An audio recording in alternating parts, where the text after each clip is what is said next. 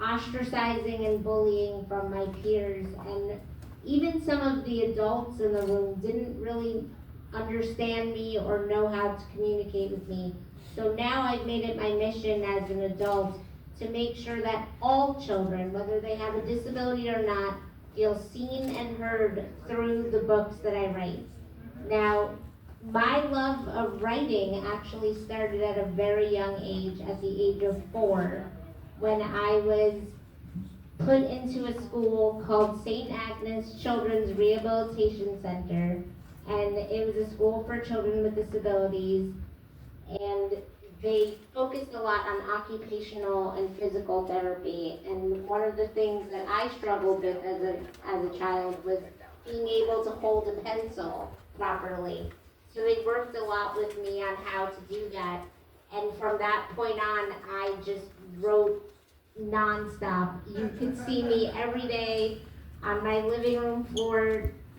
I'm aging myself, but there were these booklets that you could trace letters, and I would spend hours tracing letters and doing that. And then from there, I began a love of reading as well, and I've just read throughout my entire life.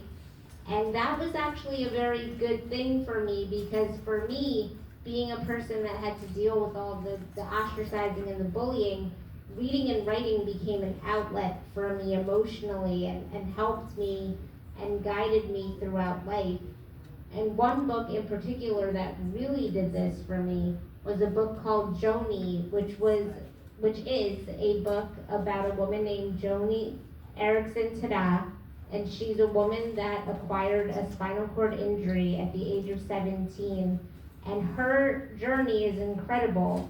Through the grace of God and through her loving family, she was able to overcome so many obstacles, and she is now currently a host for a podcast. She's an author. She's a painter. She uses her mouth to hold the paintbrush, and she paints with her mouth.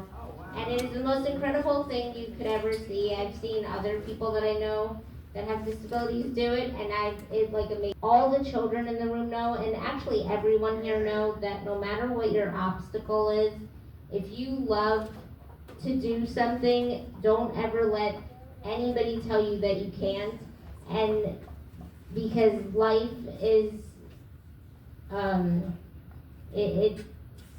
if you believe in yourself, you can do anything. And I actually want to just for 1 second point out my mom over there who's taking a video,